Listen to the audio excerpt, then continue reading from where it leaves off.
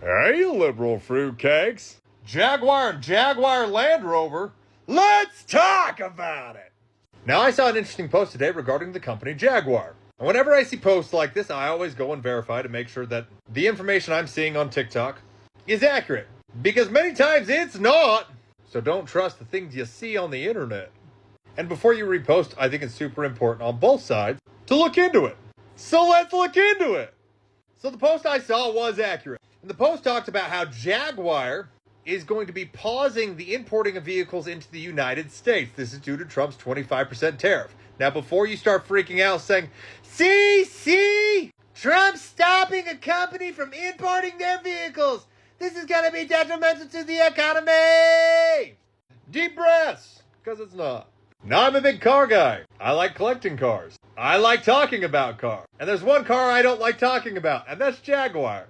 Why? Because for those of us in the car community, Jaguar doesn't really have a good reputation. This is because they are viewed as unreliable, really quite expensive for how unreliable they are perceived to be.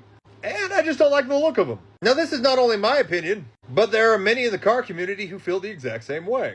And this may be a contributing factor to why Jaguar is struggling in the U.S. market.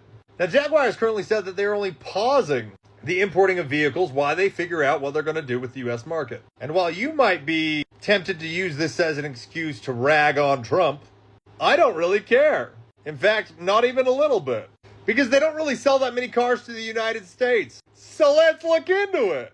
Now, from the numbers I found in 2023, which are the current numbers that we have, Jaguar approximately sold 8,284 new vehicles to the United States. A substantial downturn from previous years. A Jaguar Land Rover, in that exact same amount of time, sold approximately 17,401 cars. Again, a substantial downturn from previous years. That puts them at a combined total of 28,685 cars, approximately. Now, the United States makes up one of the largest car markets in the world, which is why many auto manufacturers are looking at ramping up production within the United States.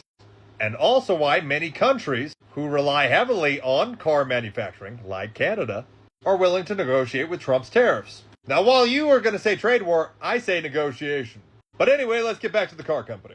If we look at the number of lightweight vehicles sold in the United States during the exact same amount of time, 2023, we have a combined total number of 15.46 million vehicles.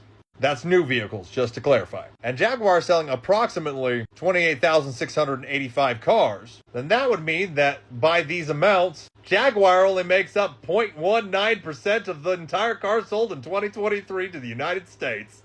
And that's why I don't care. So when they say they're reevaluating, it might be because we're not buying their cars anyways. Have a good day!